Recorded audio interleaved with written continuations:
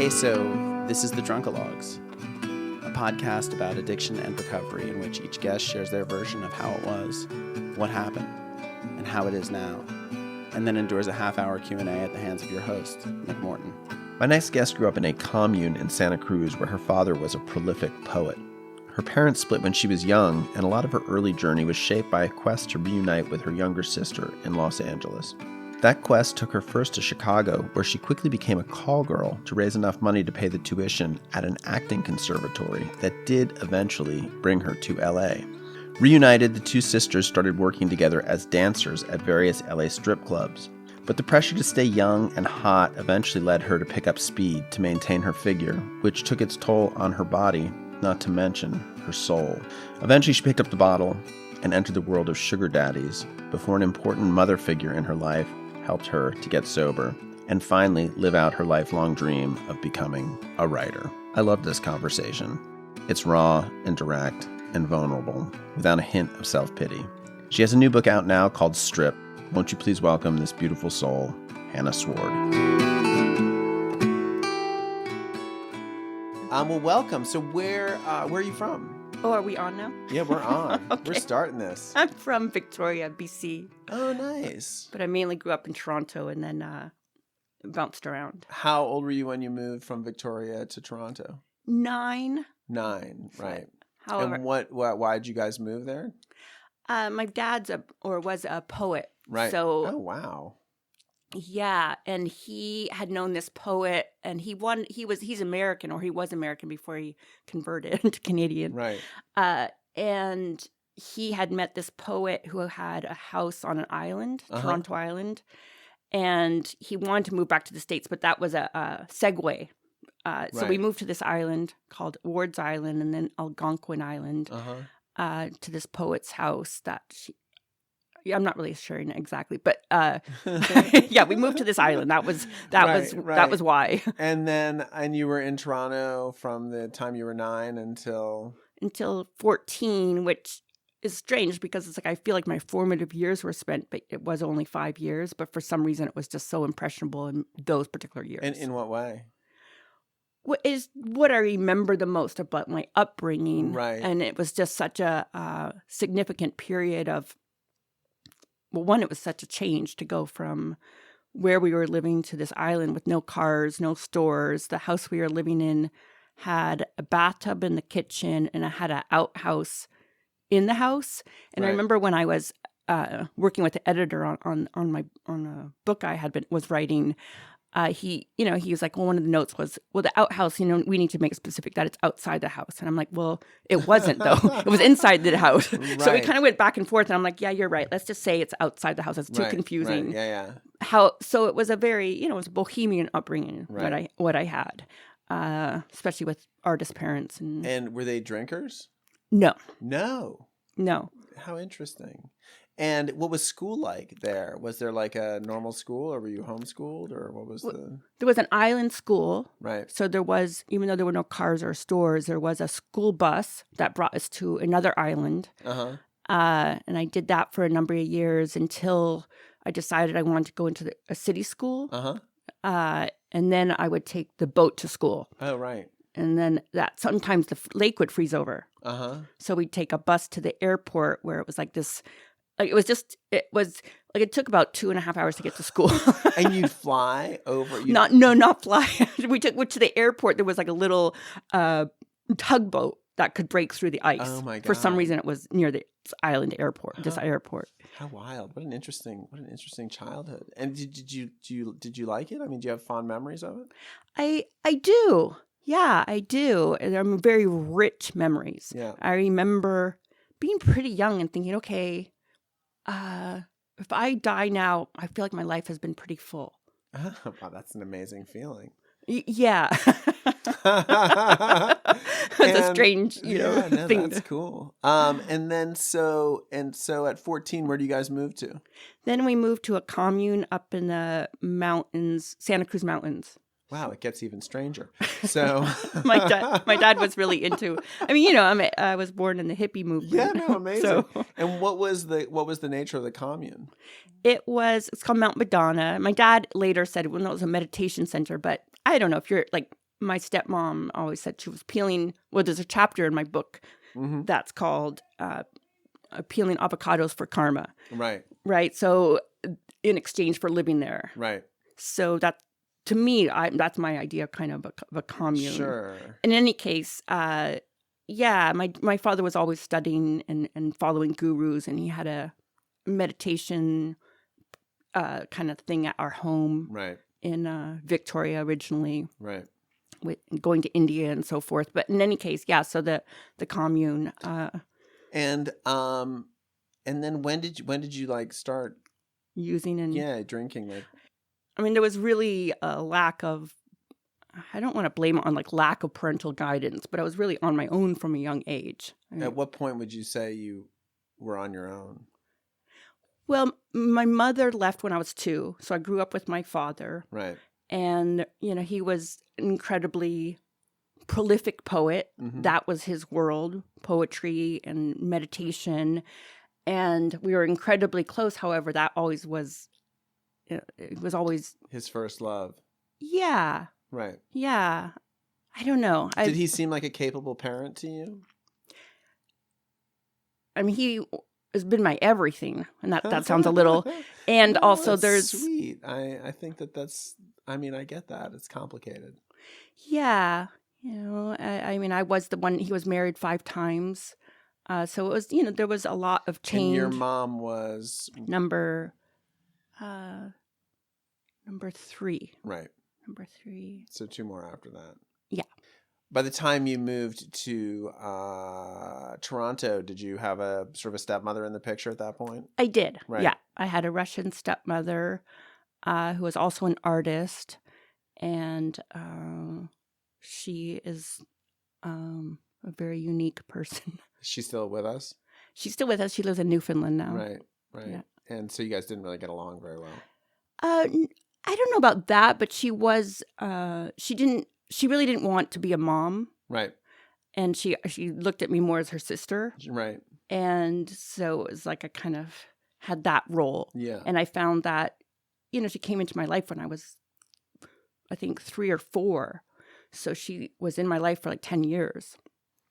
And I wanted to be her daughter. Right. Especially without having my mom right there. Yeah. And were you in touch with your mother during those years? Yeah, I would go once a year every July and spend it with her. She ended up moving to Florida. Uh-huh. And yeah. However, during that time, it was like my sister and I were just glued to each other because my sister was with her. Oh, she stayed with her and you stayed with your dad. Yeah. How old's your sister? Now? How much older? What's the age difference between you? 3 years. 3 years. 3 years. Right. She's older or younger? Younger, my little sister. Interesting. Yeah. And so how do you end up in Chicago? Let's see. Well, after I graduated high school, ended up graduating high school in Santa Cruz. Uh-huh. I went back to Canada. I was really homesick. Uh-huh. I went back to the island.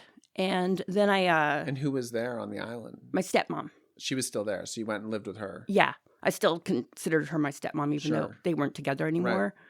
Right. So I lived with her, and then came to a point where she was like, well, you need to move out. Right. And I was 17, I think. Yeah. So I decided, I mean, I'm kind of skipping around, but I ended up I applied to go to university in Montreal. Mm-hmm. And I thought the easiest department to get into, even though it was acting I wanted to do, would be the religion department. Sure. Because who wants to be in the religion department? So exactly. I did get in. And I went there. Right. Clever. And I also had a major crush on Leonard Cohen. So I was like, okay, if I go to Montreal, I could learn French, run into Leonard Cohen, and study religion, the religions of the world. And I got there, and it was not religions of the world, it was religion, right? Like a religious department, right? And nothing against that, but it didn't work. That wasn't what I was interested in. Sure. And so that was a very rough period moving there, and I ended up going to Florida to stay with my mom. Uh-huh. I called her from a phone booth in Montreal. It was like freezing winter. I had no heat in my place, and she's like, sending you a ticket to come to Florida. And I'm Right. like, well, what about the fridge? My boyfriend just bought me this fridge. And she's like, fuck the fridge. And I just left everything there. And I went Right. to stay with her. And Where in Florida was she? Sarasota. Oh, yeah, I know Sarasota well. Well, you always have a place to stay now if you go. Nice. I don't know why you'd want to go there, but in any case, so that didn't last too long. It was not, I was, hoping it was, I don't know. I went there, and then my friend was filming I guess a movie or TV series in Chicago. My best friend from Toronto, and I just ended up, she's like, well, I'm lonely. And I'm like, well, I don't like where I am. She's like, well, come here. What was she doing on the show? She was an actress. Right. Yeah. What show was it? It was an Oprah show. It was Brewster Place. I don't know if you remember that. I sort of do. It has a familiar ring. I've made a couple movies in Chicago, so I remember I think we used the same studio where Oprah shot. Yeah, it's funny because we're both Studios. 19, or maybe I was Right. 18, and it's like this, Oprah had put her up in this nice apartment downtown or Sure. condo, and Yeah. here we are just kind of, I don't know, it was just kind of a disconnect between what it was we were kind of looking like versus like what, this, Right. I don't know. And so yeah. what happens? So I wanted to go back to school again. So I got into this acting conservatory in Miami, and I had a number of months to earn tuition. Right. And so I went to Chicago. Thought I'll work there Right. and make a little money to Right. get the first little months of Right. rent, or because my family didn't have any, there was no support on that Right. end, which is many people's, Sure. that. And so I got a job at like a 24-hour fitness type place. Mm-hmm.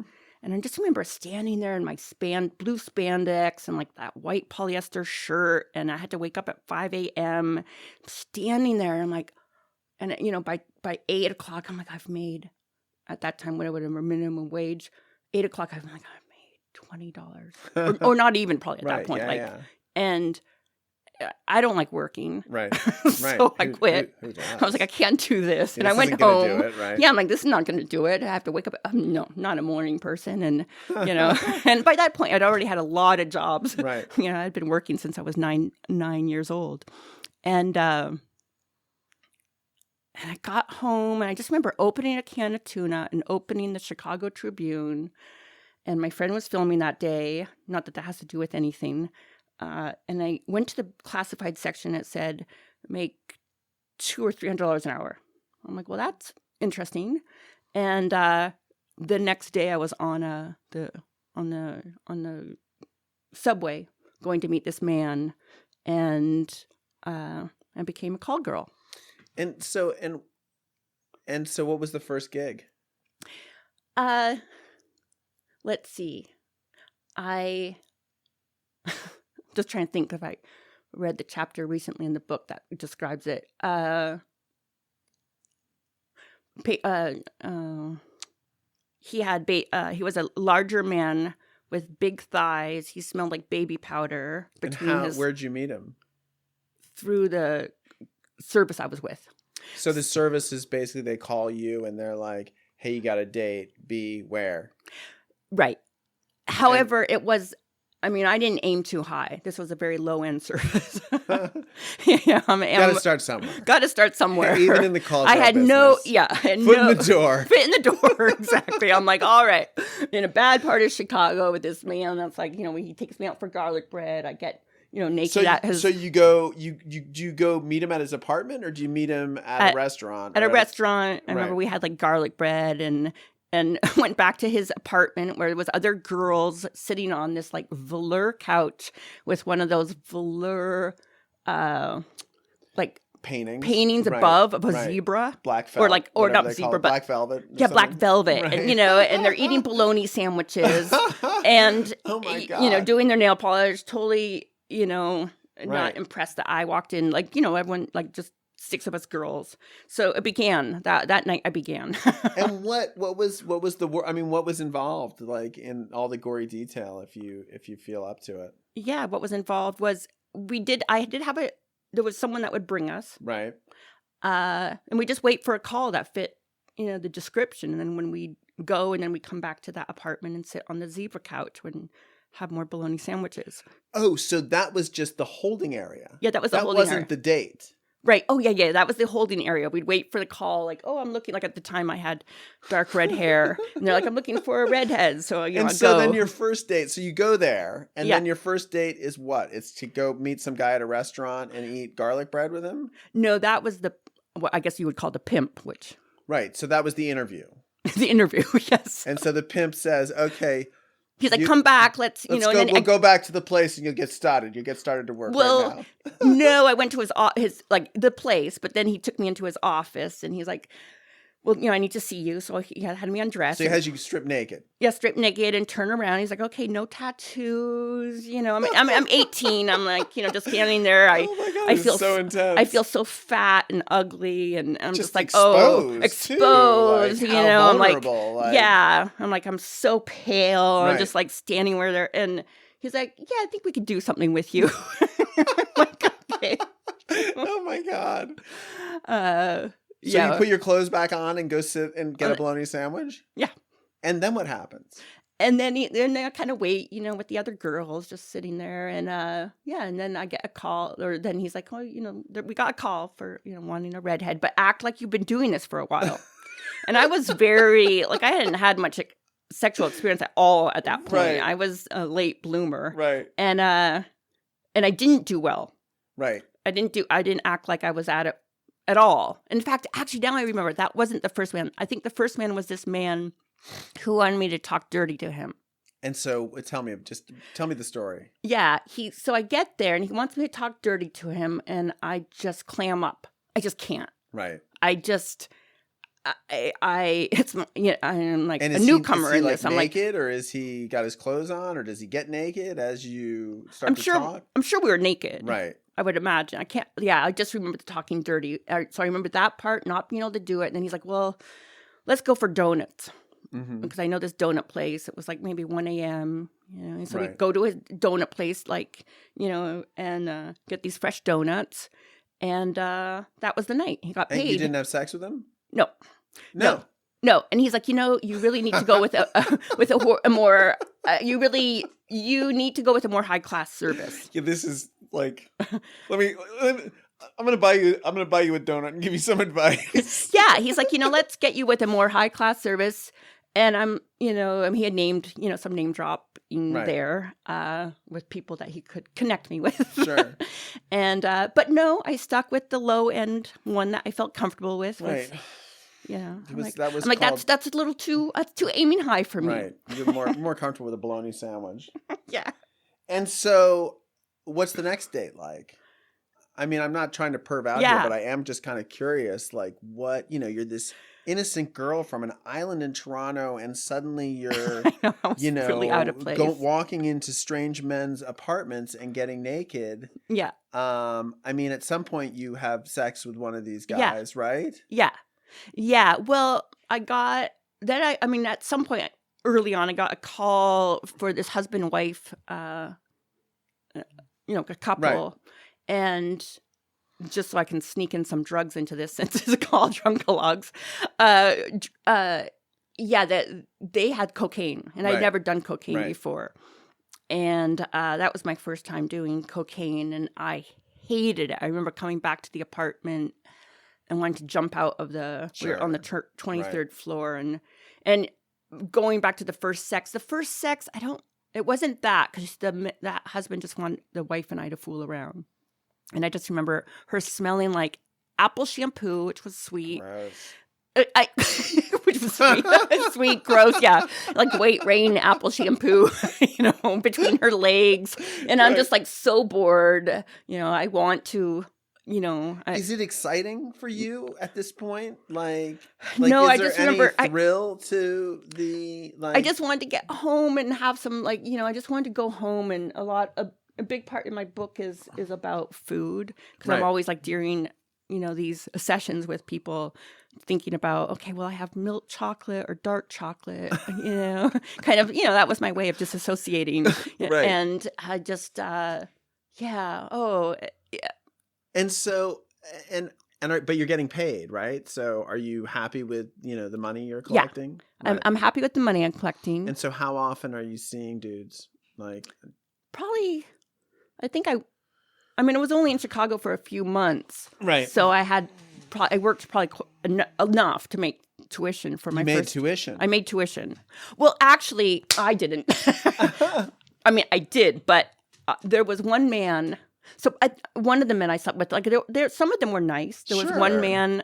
He was probably in his 20s. Nice apartment, but like it felt very familiar. He had books on his staircase. He had these lovely kind of prints of ballet dancers, Degas, and were you like, you should really be using a nicer call girl service? No, he's like, why can't I just meet a nice girl like you? And I'm like, well, it would be nice to meet a man like you, because he had like books of Bukowski and Walt Whitman. And I'm like, well, this is interesting. This is an interesting, sophisticated perv. Yeah, exactly. I'm like, well, yeah, this is, too bad we met this way. Yeah.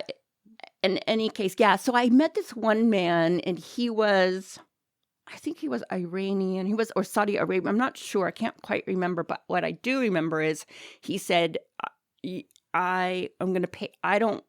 You're not the kind of girl to do this work. Right. And I just remember being in his car, and he said, wait here. And he went into a building, and I was sitting in this big fancy car in the passenger seat, and there was a big briefcase there. Of money. Right. I opened it, and I was like, oh my God, there's like, it's packed with money, which is crazy that he just left me there with it. And right.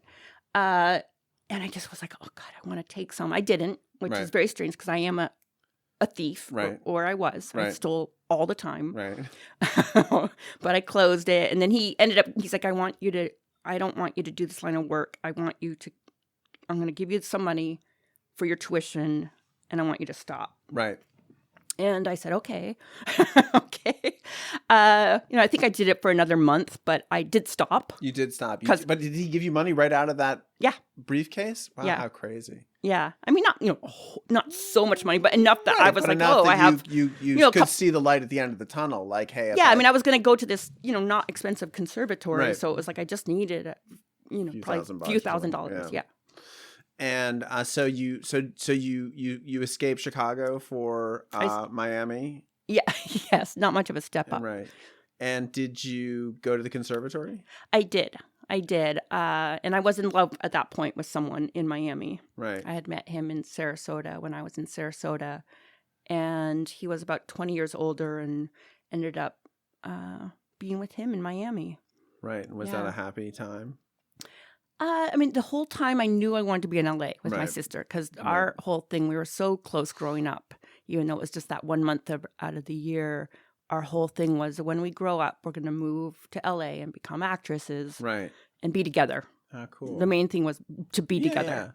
Yeah. And so that whole time I had this, like, I was in love, I was at the conservatory, yet I knew I needed to be in LA, to be with my sister, and that was like, I wasn't. I was in love too, so it was like it was that right. It's complicated. Yeah, and however, I did end up moving here. So I was 24. My sister was working at. I remember flying in, and I went straight to see her at work. She was working at the Body Shop up on Sunset Boulevard. Sure, still there. Yeah. At the time, it was really burlesque. Like, it wasn't like... Right. And... what year was this? 1994. Right. I was here. Yes, I know. Yeah, you were here. I had just gotten here. Before you were in this house, probably. I was not in this house, but I was living in Hancock Park. Okay. I didn't go to the Body Shop, so... You didn't? I didn't. So you wouldn't have known her. Yeah, I wouldn't have known her. If you saw Showgirls, she ended up doing Showgirls. No way, really? Amazing. Yeah. So, and does she get you a job there too? Well, we talked about it. However, I was very, even I grew up dancing, and so did she. Right. Not stripping, but ballet and jazz and all that stuff. And I just never felt like I was a good dancer. I was too shy to go on the stage. Sure. So I decided, I'm going to I ended up working for this Madame Eva, this Russian. So I went back to being a call girl. Right. And I did that for some months. And then I was so depressed and How was the LA scene versus the Chicago scene? Well, I met her at the Silver standpoint. I met her. I stepped up. I stepped my game up a bit. Nice. Yeah, nice. Yeah. No more bologna sandwiches. No more for this bologna call sandwiches. girl. I met. Yeah. Yes. I had to change my style of dressing a little bit. No more like, hot pink mini dresses. Right. I remember meeting Madame Eva at Silver Spoon in Santa Monica. Uh-huh. And she said, she's like, you, darling, will be a Lana. Nobody wants a Rosemary. Because I think I want to be Rosemary or Right. what, something like that. And she said, well, we need to get you a suit. You need to wear a suit. Right. So she lent me some money. And I remember going to the Beverly Center, getting a nice suit. Apparently that's, what was in then. I don't know what is sure, in. 94, the female power suit, definitely. Yeah, the power suit. Yeah. And then I was sent to the Beverly Hilton.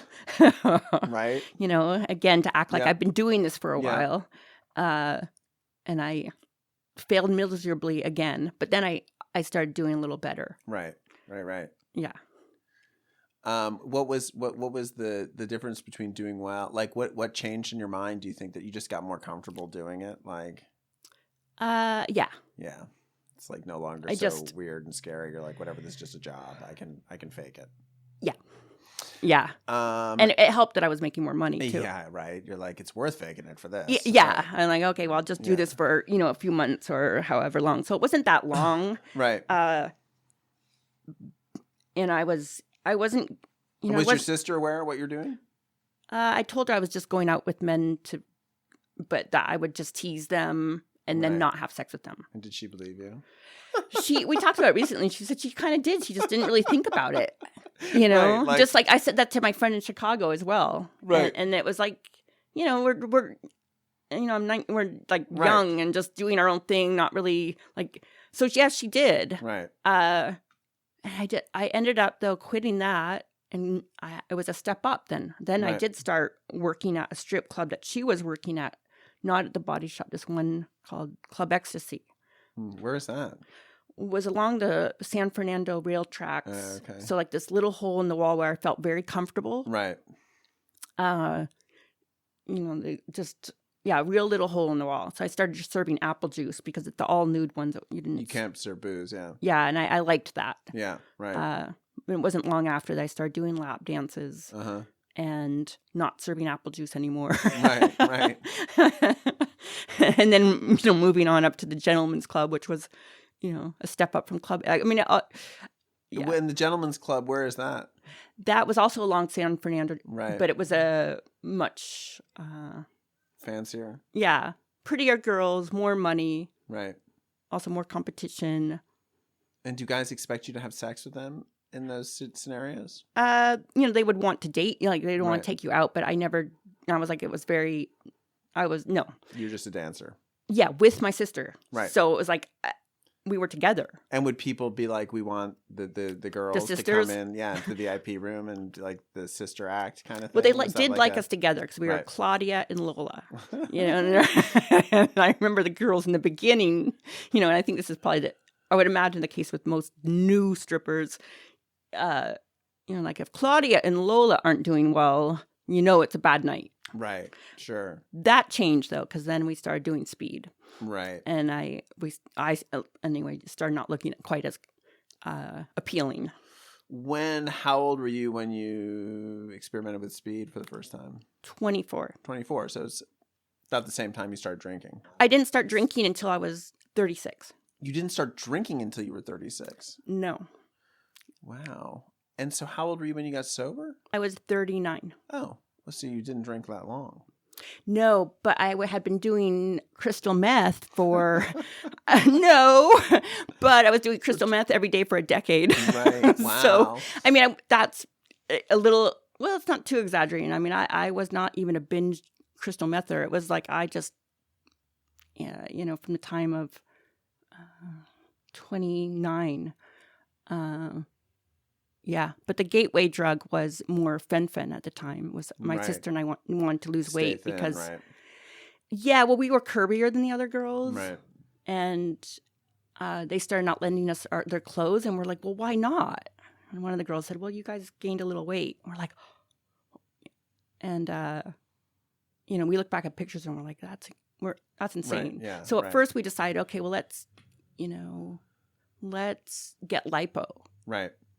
She's 21, I'm 24. So we get lipo. We think that will help. It doesn't, because then when we do gain weight, we have these muffin tops. Right. So then we're like, well, we should get on, one of the girls was like, well, we're like, well, how do you do it? And she's like, well, I do speed and lipo. And we'll try lipo first, and then if that doesn't work, we'll do speed. Right. So you start doing speed. Yeah, we did it. We're like, let's try this. We'll lose the weight, and it will be like a, quick diet. Experiment, right. Quick experiment. I don't know what was in that stuff, but we did it for 30 days and we didn't lose anything. And so it must have not. Bad. Yeah, and we were in bad moods. We didn't eat. We were clumsy on stage. And we're like, fuck that. So, but yeah. I remember I loved it from the first line. Right. I And remember what did you love about it? Just like the focus and the like. I loved the ritual. Like, I remember the table. It was in Los Feliz near House of Pies. Right. We had this apartment. We painted this bathroom black. Right. I mean, the kitchen black. We got this stuff, and I just remember crushing it on the Formica table. And I just loved the crushing and the cutting up the lines. And I would, right off, it was like I was telling my sister, well, you go make the beds and, make coffee. I mean, I don't know why we need coffee, but she's like, okay. And it's delicious. and yeah. And I just immediately loving the ritual and being in charge of it. Right. And it's interesting, though, because it didn't take for her, poor thing. She wasn't into it. She wasn't into it. So you were solo speeding for the next 10 years? Well, then that planted the seed. And it wasn't until I essentially had this nervous break, what I consider to be a nervous breakdown when I was 28, 29, I started having these panic attacks. Uh-huh. And because I did a lot of therapy and stuff, I realized a big part of that was when I was 6, I was kidnapped from a man in a park. And it was in a car, and I was taken in a car, and he said if I told anyone, he'd kill me. So I just remember being in cars, and I started having panic attacks. How did you get unkidnapped? He ended up dropping me off. And it's... Where did he drop you off? Back at the park. And how long were you missing? A day. And was your family aware that you were missing? Obviously, right? Well, I remember I always had this memory that my dad was in India at the time. My stepmom was at her art class. And I guess I just walked over to the park myself. Right. My neighbor friend ended up finding me. Right. Yeah. A day later. Yeah. Wow. Crazy. And nothing happened while you were kidnapped? You weren't molested or anything? No, I was. Oh, you were? Yeah. Oh, how hard. But he let me go. I mean, he said he was going to kill me if I told anyone. But I got let go, which is... God, I'm so sorry. I mean, I'm glad you were let go, but yeah, that's intense. And yeah. It's lucky that you lived. I mean, I think in so many of those situations, those kids are killed. Yeah. Yeah, and this, you have to remember, I'm sure, it was the day before, it was much long before Amber Alert, and there was an awareness about these things. It just wasn't... Were you ever able to talk to anyone about what had happened to you? Well, they knew that something was wrong when they found me. And so it ended up at the police station, and my stepmom, I guess, took me there with the neighbors. I don't know, but my stepmom was really upset with me. And so I really internalized it. No, It's your fault that you were kidnapped and molested. Yeah. But I did end up having nightmares, and they went on until, I remember, they would take me to the hospital in the middle of school, or I guess kindergarten in 6th grade. No, when you're 6, 1st grade. Something like that. Yeah, and like sticking wires in my head and doing these things that made the nightmares go away. Right. But these, I think, started coming back. Something snapped when I was like 28, 29. And had you sort of repressed this memory? I mean, was it part of how you saw yourself, or? I was really disconnected from it. Yeah. Yeah, and it wasn't until I got sober that I started doing some work around it. So at 28, 29, you start having panic attacks, and how do you go about treating them? With crystal meth. It's like, I mean, I asked that because when I was about the same age, I started having panic attacks, and I would generally treat them with massive quantities of booze. Oh, you were the same age, huh? Yeah, about the same age. They're the worst thing ever. It was horrible. It was really. You're gonna die. I thought I'd kill myself. Just because I just was like, I can't live like this. Like, I can't. Yeah. Exactly. I mean, and it was just so horrible. And then, I went and got help, and helped me enormously, because I was able to find a way to manage the anxiety without drugs, in a way that I could live my life again. But it's amazing. How old were you when you got sober? I was 40. Oh, so we're about the same age. Yeah. The best 40th birthday gift I could give myself. I mean, I remember turning 40 and all these people. Were you sober at your 40th? I was not sober at my 40th. My 40th, I was, I thought I was going to not drink that night. And 5 a.m, I'm like high on ecstasy doing lines in the bathroom. But I had a good time that night. I don't begrudge myself that party, but, do you keep how long are you able to keep stripping? I think I did. I was not a good stripper. I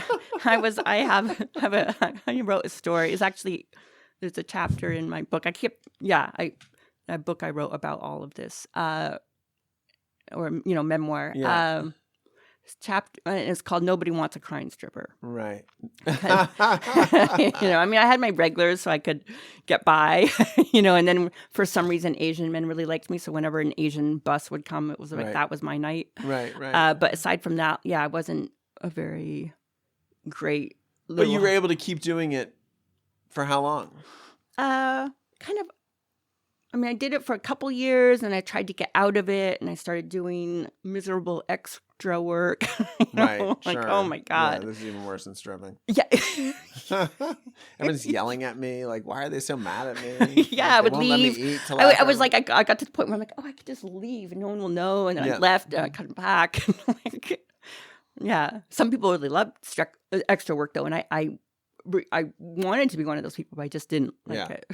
Right. Yeah, I didn't like being on set. There was nothing about it. Was your sister still stripping? Yeah. Right. Yeah, she was much better than I was doing it. She was a good dancer. She had rhythm.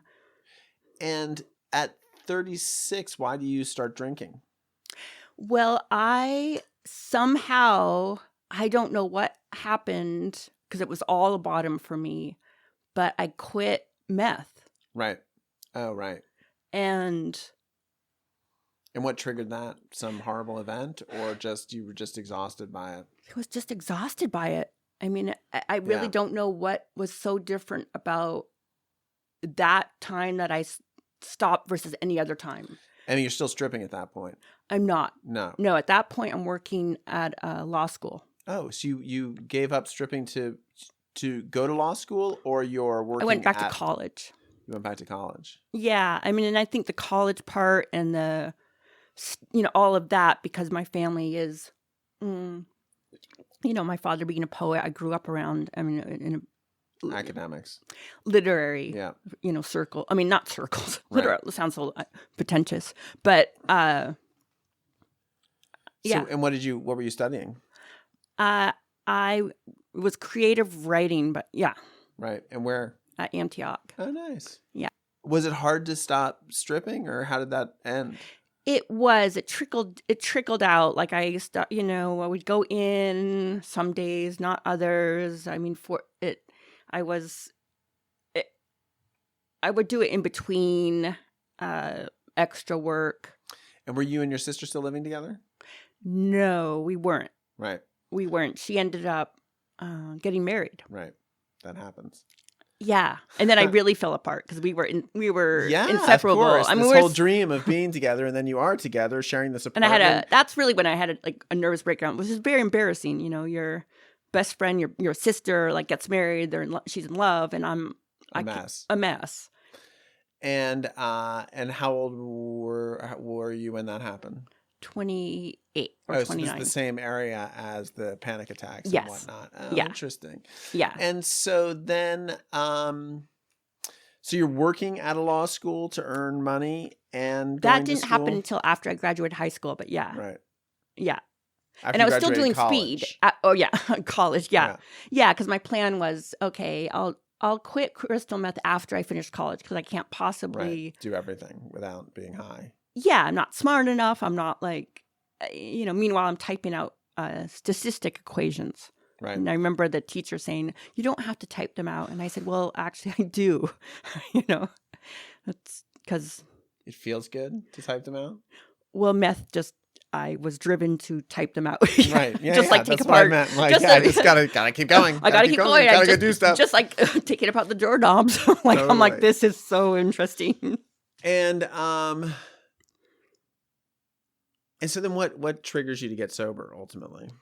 How does that happen? Well, I was in therapy, and I remember I had this therapist that I had just started working with, and it was probably like a 12 o'clock session, and there was a CVS across the street, and I would try not to drink before therapy. I would try to wait till after, but 12 o'clock is a long day to wait to not have a drink, right? Like, I can't wait until after. Right. And so I would go to CVS and sit in that, the bathroom. I really was a bathroom girl, whether it was crystal meth or drinking. I just was very drawn. Like, I could tell you every bathroom from, either side of town of LA. Totally. Like all the good bathrooms and all the bad ones. Yeah. So we can talk after. I'll let you know what they are.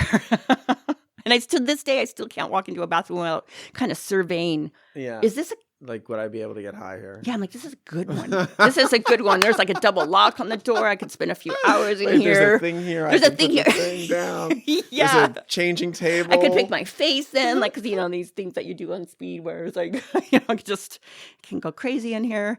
And I remember going to therapy one day, and she said, it was early on with this particular therapist, and she said, we can't continue if you come in like this. Drunk. Yeah. Right. And I was very desperate at that point anyway. Like, I had quit the job at the law school because it was very hard to work on meth. Right. And at the point I was also drinking. And my sister and I decided to place an ad in Craigslist and we're like, well, let's work it together again. Right. So what can we do? Well, we'll be personal assistants. Well, we did these kind of ads, and none of those ads kind of worked out. It's like the sister team, we kind of led to well, let's place an ad to be dominatrix foot fetish sisters. Right. And so we went to Swingers on Thanksgiving Day to have that interview, but I hadn't been drinking yet that day. I pulled it together, and so that the interview didn't go very well because I wasn't loose. Right. And, but anyway, long story short, I did end up placing an ad to do sugar daddies. So I was back in that world. With your sister or just by yourself? By myself. Right. Yeah.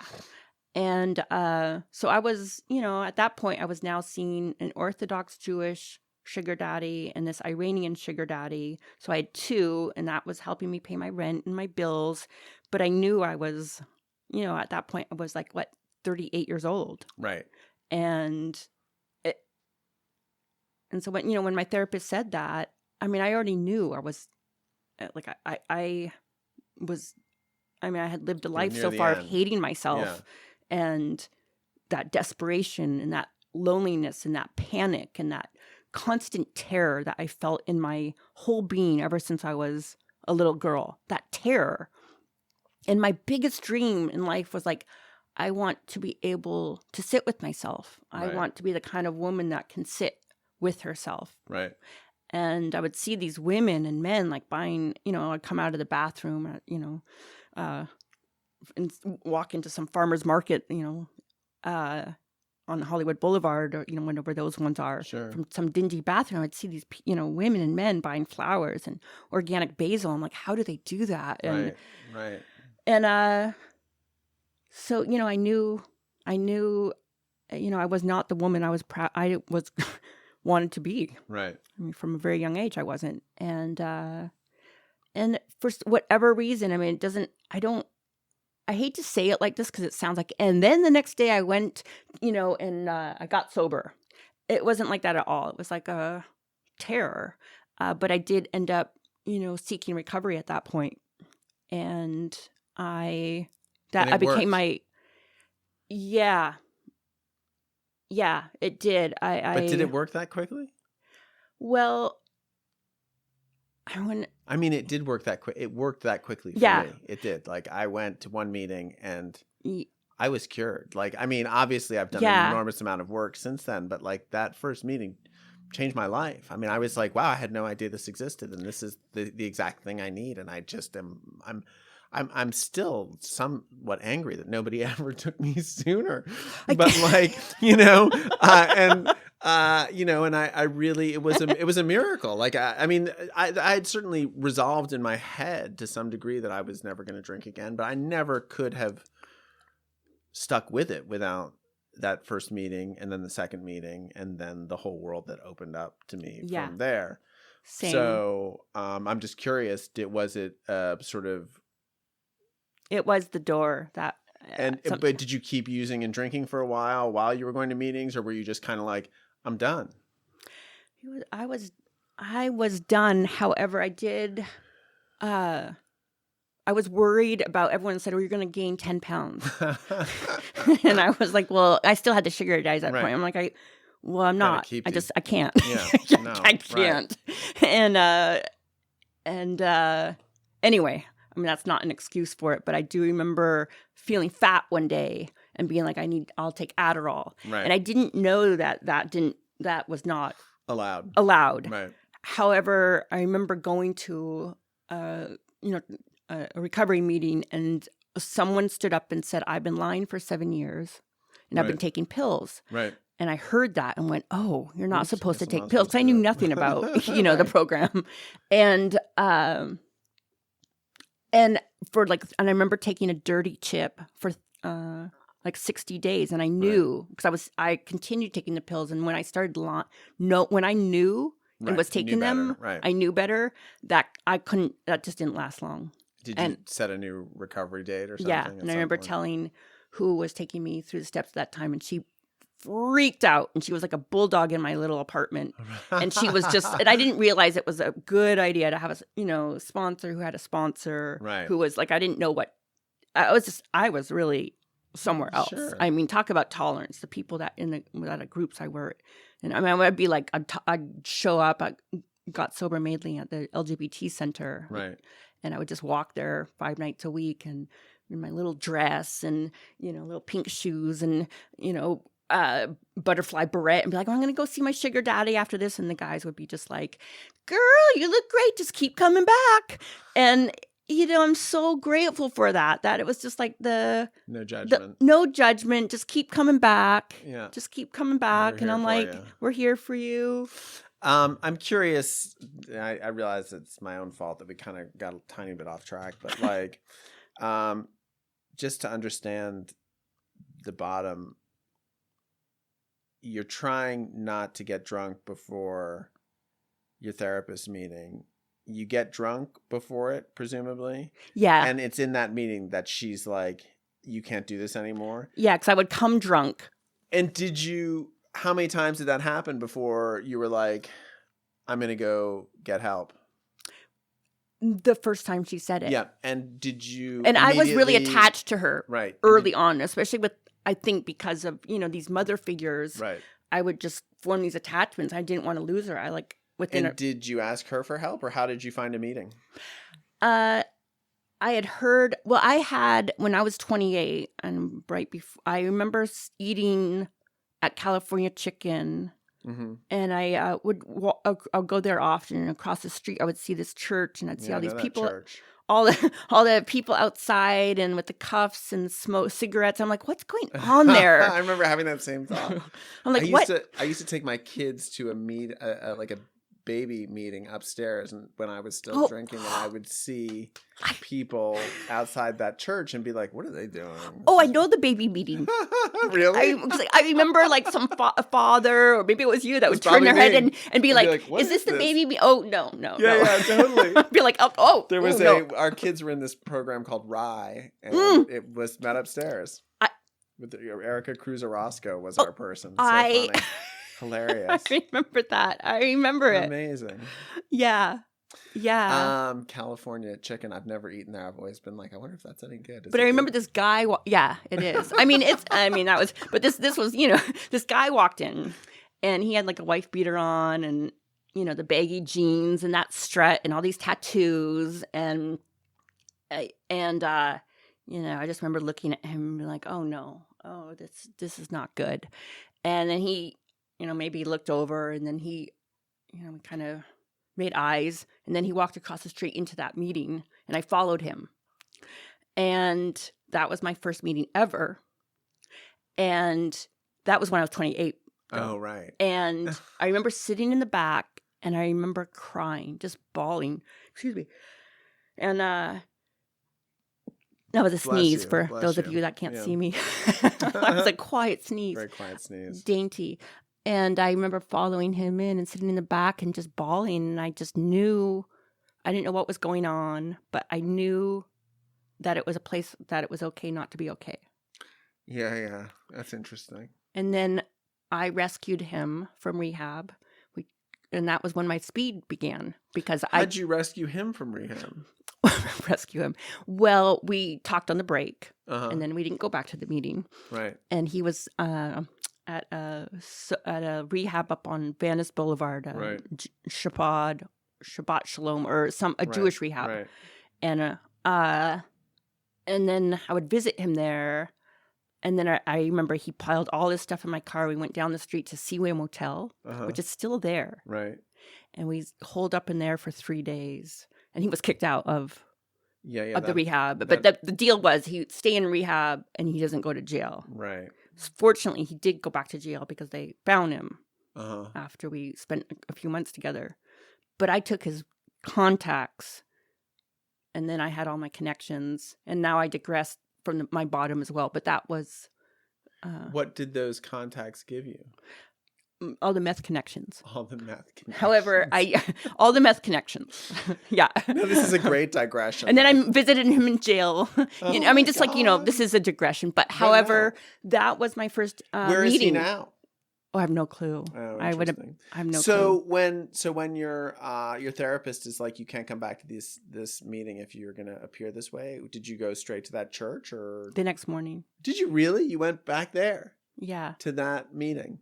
Upstairs. It was because it was a block from my house. Right. And I just walked there and I just raised my hand, or I couldn't even, I was just bawling. I just couldn't even speak, but I just remember, I knew that I knew I couldn't, help. I knew I needed help. It's funny. My first meeting was in the basement of the Sunset 5. Yes. Oh my God. I know that meeting. I sat there. I'd never been to a meeting before, and I just sat there and I just cried the whole time. I mean, tears of gratitude. But still, I mean, not total How did gratitude. You find it? Like what? I had one sober friend when I got sober. When I decided I wanted to get sober, that I just couldn't drink anymore. My friend Barry. It's the only sober. I was just like in a big crowd of partiers and, pretty high functioning people, and everyone's pretty successful, or, whatever. No one's totally wrecking their lives that often. And often. I called him and I was like, I think I want to get sober. I was like, and the thing I said to him at the time was like, I want an opportunity to be honest with myself. And, oh, wow. He was like, well, you're probably... He's like, even what you're saying right now, you're going to get sober. Like that's like, you're already sort of into the next level of what this is really about. Because it's about stopping drinking, but to sustain that, obviously you need to have there's all kinds of things, but part of it is, a commitment to rigorous honesty, and which, I'm not rigorously honest, but, at least I wanted a chance to like look myself in the mirror and say, hey, what? No more excuses for your mistakes. These are your mistakes now. Like, these aren't booze's mistakes. These aren't your hangovers mistakes. These aren't just your silly, frivolous party life. Yeah. This is your life, deal with it. Yeah. And my hope was that I would be up to the task, that maybe I would grow through that. And I'm not sure. I'm a much better person than I was back then, but like, did all those things work out for me? Some of them. I mean, it's still a work in progress. But so you stay basically sober from that point forward. And you've written a book about all this. It's called Strip, right? Mm-hmm. And it's available everywhere that books are available. Mm-hmm. And what's your life been like since then? I mean, how have things changed? Since sobriety or since the book? Since getting sober. Well, I mean, there was no pink cloud. No, really? I mean, in the years since, but not in the beginning. Right. When people talk about the pink cloud, I was like, I could hardly get out of bed. Right. And I was How much incredibly were you drinking at that point by the time you got sober? I mean, all day long. I would drink before the gym. Before going to the gym. Well, because I'm like, gym is boring. I'd walk into Gold, like in my little red dress, and I'm like, like amazing. Yeah. And but what would you say, like in terms of bottles of wine? What was your go-to drink? Red wine. Yeah. So how many bottles of wine would you drink a day? I guess a couple, and I mean, because it wasn't that long. I guess that doesn't maybe sound too much, but whatever, doing that all day. And it came really fast. Like I, at 36 hadn't been drinking, and I also had this weird idea because I'm Jewish. I thought, well, I can't be a drunk, right? Because Jewish people don't Jewish drink. People aren't alcoholics, right? Which, right? I'm like, I mean, I have no clue where I got that from, especially rescuing, my boyfriend early on from a Jewish rehab. Right. Like obviously, like, and but I remember going to Trader Joe's. It was the $2 chuck at the time. I just buy a whole bunch of bottles. They're like, that whole thing of, oh, you're having a party again? I'm like, yep. Right. And then another Trader Joe's because I was too embarrassed to go to that one, and hiding the bottles and all of that. And so you're miserable at first, and what happens? Well, I knew that I couldn't keep seeing the 2 sugar dads I was seeing and stay sober. Right. And that because they want to party with you, right? Well, no, neither of them. No, they were both. No, neither of them were partiers. Right. They were both like. However, I knew I couldn't do what I was doing and stay sober. Right. And I ended up getting a job. I took direction where someone said, well, you need to get a sober job. I'm like, well, I don't like to work. And I'm, like, how do I work? Right. And they're like, well, you just, so I remember I called a friend, and he had a dog store, which Telwagers right down the street. Nice. And I said, I need a job. And he's like, okay, well, come, work here. I'm like, I don't know anything about dogs. And he's like, it doesn't matter, and that began my journey. Right. And I remember him saying, well, 6-hour, 8-hour shifts. I'm like, I can't do that. I could do 4 hours, I could do 4 hours. Right. And anyway, he was very, he actually came to my book launch all these years later, because even at that time I knew I wanted to write a book. Right. And there's a chapter in the book about Tailwagers, but the sober job was my beginning. Yeah. And there were other people that were sober there, so we just talked about sobriety the whole time. Right. And it was the beginning for me, because stocking that dog food really was like one moment, one day at a time.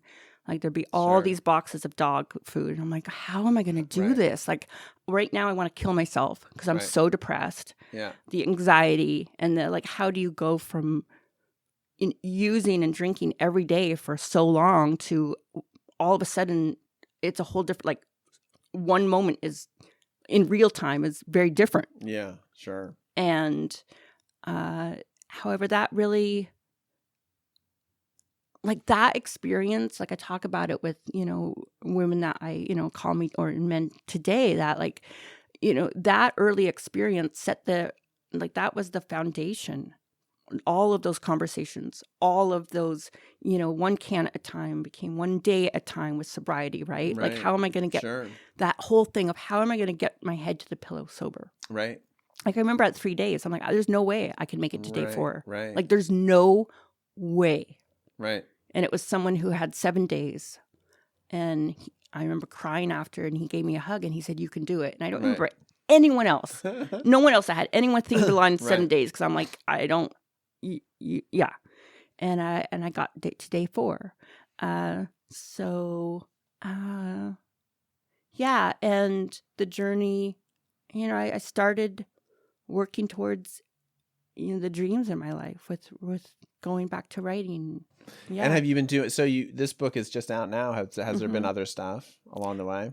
Yeah, I was writing for The Fix. Nice. For some time, because I remember running into I guess it was the columnist there and at the gym, and we were just talking. And I'm like, yeah, I never read anything about sugar daddies inside and in and out of sobriety, and so anyway, I had written a number of, but mainly like literary magazines, which no one has read or heard of. And what do you do for income? A recovery coach. Oh, nice. Yeah, it was not my idea. Right. It was something bigger than myself, but it kept coming up. And I talked to people in that field. I'm like, oh, that just sounds terrible. I don't, like, no. And it kept coming up. So that is. And that's what you're doing now? Yeah, with writing. Right. There's a good combination of the two things. It gives you some flexibility and exposes you to lots of people at the same time. And yeah. Cool. And your mom's still alive? She's alive. We have a relationship today. And she's in town visiting, as I shared with you earlier. And it's, I think, it's hard with the book having just come out. Sure. Because the book is, it's hard. It was been hard for her to read. And your dad, is he alive? He passed earlier this year. Oh, I'm sorry. And were you guys still close at the end? Oh, I was visiting up north all the time. Oh, great. That's nice. In Santa Cruz? Did he stay in Santa Cruz? Yeah, and I mean, it was the most beautiful passing. And it's, this is the thing about sobriety and recovery is I feel like this last 12 years prepared me to get to be there by my father's side and to be to my greatest fear my whole life, aside from not getting sober and not writing again, was that losing my father. Like I thought, I'll just fall apart. Like I won't be able to function. And because of recovery and seeing other people go through it and being connected to something bigger, I was able to be there for him. And I would fly up there every other month. And then, all happened really fast earlier this year. And was he still writing poetry? Oh, yeah. He wrote 30 books. And he was poet laureate right before he passed. Poet laureate for? Santa Cruz. No way. What's his name? Robert Sward. Robert Sward. How cool. And your sister, are you guys still close? Very. I just came from her house too, where my mom's staying with her. She's in right Boyle here Heights. In LA. Oh, right nice. here in LA. Yeah, she's in Boyle Heights, and she designs and makes tables now. Right. Well, thanks for coming in, Hannah Sward. That was really cool. What a great story. It's really beautiful and moving. And thank you so much for having me on. A real testament to perseverance.